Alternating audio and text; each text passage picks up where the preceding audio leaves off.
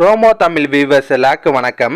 இப்போ பாண்டியன் ஸ்டோர் சீரியலில் இன்றைக்கி என்ன நடந்துச்சுன்னா, செந்தில் மீனா ஹோட்டல் போகலாம் பிளான் பண்ணுறாங்களே, அந்த விஷயத்த செந்தில் வந்து பாண்டியன்கிட்ட சொல்லிட்டு அப்பா போயிட்டு வர அப்பான்னு பர்மிஷன் கேட்பாரு. அதுக்கு பாண்டியன் பயங்கரமாக கோவப்படுறாரு. ஏன்டா நம்ம வீட்டில் சோறு இல்லையா, அப்புறம் ஏன்டா ஹோட்டலுக்கு போகிற, இங்கே பாரு கடையில் முடிக்க வேண்டிய வேலை இன்னும் எவ்வளோ இருக்குது, ஆனால் நீ கொஞ்சம் கூட பொறுப்பே இல்லாமல் ஊர் சுத்த கிளம்பிட்டேன்னு சொல்லி திட்டுறாரு. செந்திலை விடாமல் அடுத்தடுத்து வேலை சொல்லிகிட்டே இருப்பார். இந்த பக்கம் மீனா வந்து செந்திலுக்காக ரொம்ப நேரமாக காத்திருக்காங்க. ஒரு கட்டத்தில் செந்தில் வரமாட்டான்னு நினச்சிட்டு வீட்டுக்கு கிளம்ப போகிறாங்க. ஆனால் அந்த டைம் கரெக்டாக செந்தில் வந்துடுறாரு. சாரி மீனா, கடையில் வேலை நிறைய இருந்துச்சு, அதான் லேட் ஆயிடுச்சுன்னு சொல்கிறாரு. அதுக்கப்புறம் மீனாவை கூட்டிகிட்டு ரெஸ்டாரண்ட் போவார். ரெண்டு பேரும் அவங்களுக்கு பிடிச்ச ஃபுட்டு ஆர்டர் பண்ணி சாப்பிட்றாங்க.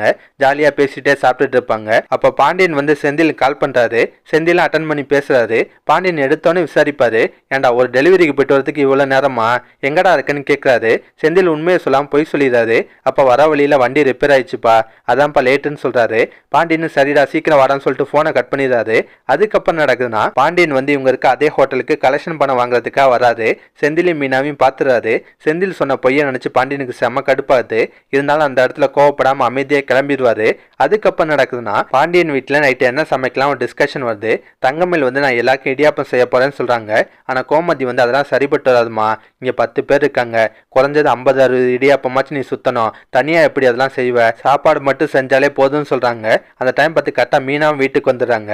அவங்களும் செந்தில் ஹோட்டல் போன விஷயத்த கோமதிட்ட சொல்லிட்டு, அத்தை அவங்களுக்கு பிடிச்ச போண்டா வாங்கிட்டு வந்திருக்கேன் இந்தாங்க தன் கொடுப்பாங்க.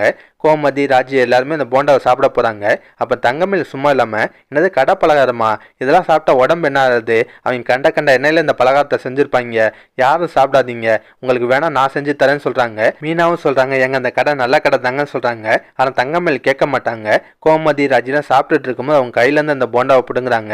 இதுக்கப்புறம் அந்த வீட்டுல யாருமே கடை பலகாரம் சாப்பிடக்கூடாதுன்னு சொல்லிட்டு அந்த போண்டாலாம் அங்கிருந்து கொண்டு போயிடுறாங்க. அதெல்லாம் பார்த்த மீனாக்கு செம கடுப்பாகுது. அத்தை ரொம்ப ஓவராதான் பண்றாங்க, அவங்களுக்கு பிடிக்கலன்னா அவங்க சாப்பிடாம இருக்கட்டும், மித்தவங்களை ஏன் தடுக்கணும்னு சொல்லி கோவப்படுறாங்க. அது கோமதி வந்து விடுடியாவது அக்கறையில பண்றா, நீ எதுவும் பெருசா எடுத்துக்கான்னு சொல்லிட்டு போவாங்க. அதுக்கப்புறம் நடக்குதுன்னா, ராஜி வந்து காலையில் நடந்த விஷயத்தெல்லாம் மீனாட்ட சொல்லி வருத்தப்படுவாங்க. மாமா மயிலக்கா முன்னாடியே கதை அந்த திட்டுறாரு. இந்த மயிலக்காவும் அதெல்லாம் கேட்டு சிரிச்சிட்டு இருக்காங்க. அதெல்லாம் பார்க்கும்போது எனக்கு எவ்வளோ கஷ்டமா இருந்துச்சு தெரியுமா சொல்லி வருத்தப்படுறாங்க. அதோட தான் இன்னைக்கு சீரியலை முடிச்சிருந்தாங்க. இதுக்கப்புறம் நடக்க போகுதுன்னா, தங்கமேல் பண்ற காரியத்தால கோமதியை கடுப்பாக போறாங்க. ஆமாங்க, தங்கமேல் தான் நைட்டு சாப்பாடு செய்யறாங்க. அதை சாப்பிட்டு பார்த்துட்டு பாண்டியன் ஆகா ஓகோன்னு பாராட்டுறாரு. இந்த மாதிரி டேஸ்டான சாப்பாடு நான் சாப்பிட்டதே இல்லைன்னு சொல்லுவாரு. இப்போ கோமதி கடுப்பாகுது. இத்தனை வருஷம் நானும் தான் சமைச்சு போட்டேன், என்னைக்காவது நாள் இப்படி என்ன பாராட்டி இருக்கீங்களான்னு கேட்குறாங்க. அப்போ பாண்டியன் வந்து கோமதியை மட்டன் தட்டுற மாதிரி பேசலாம். நீ சமைச்சதெல்லாம் ஒரு சாப்பாடா, இந்த மாதிரி என்னைக்காவது ருசியாக சமைச்சிருக்கியா அப்படின்ற மாதிரி கேட்பாரு. கோமதிக்கு இன்னும் கடுப்பாகும். அதுக்கப்புறம் விடாமல் தங்கமேல பாராட்டுறாரு. ஒரே ஆள் 10 பேருக்கு ருசியாக சமைக்கிறதுலாம் சாதாரண விஷயமா, ஏன்பா மீனாராஜி உங்களால் இது மாதிரிலாம் செய்ய முடியுமா, நான் பார்த்து கூட்டு வந்த மருமானா சும்மாவா அப்படின்ற மாதிரிலாம் பாராட்டுவார். மீனாராஜிக்கு லைட்டாக கடுப்பாக தான் இருக்குது. அது மட்டும் இல்லாமல் அவருக்கு எதாவது வேணும்னா கோமதிகிட்ட கேட்காம தங்கமேல்கிட்டே கேட்டுட்டு இருக்காரு. அதெல்லாம் பார்த்து கோமதிக்கு இன்னும் கடுப்பாகுது. அடுத்து என்ன நடக்கும்னா, ராஜி மீனா கோமதி 3 பேரும் ஒன்று கூடி பேசுகிறாங்க. நடந்த விஷயத்தெல்லாம் நினச்சி லைட்டாக கடுப்பாக தான் இருக்காங்க. மீனாலாம் தங்கமேல் மேலே எக்ஸ்ட்ராவே வன்மத்தை கக்குவாங்க. இங்கே பாருங்க கொஞ்சம் உஷாராக இருந்துக்கோங்க, இல்லைன்னா இந்த வீட்டில் உங்களுக்கு சுத்தமாக மரியாதை இருக்காது, இப்போயே அந்த தங்கமேல கொஞ்சம் அடக்கி வைங்க அப்படின்ற மாதிரிலாம் ஏற்றி விடுறாங்க. கோமதியும் தங்கமேல்கிட்ட கோவப்படலாம். இங்கே இப்போ இதுக்கப்புறம் நீ எதுவுமே சமைக்கக்கூடாது, நான் தான் இந்த வீட்டில் சமைப்பேன் அப்படின்ற மாதிரிலாம் கோவப்பட வாய்ப்பு இருக்குது. என்ன நடக்குன்னு வெயிட் பண்ணி பார்ப்போம். இதெல்லாம் பற்றி உங்கள் கருத்தை நான் மறக்காம கமெண்ட்டில் சொல்லுங்கள். இந்த வீடியோ பிடிச்சினா ஒரு லைக்கை தட்டுங்க.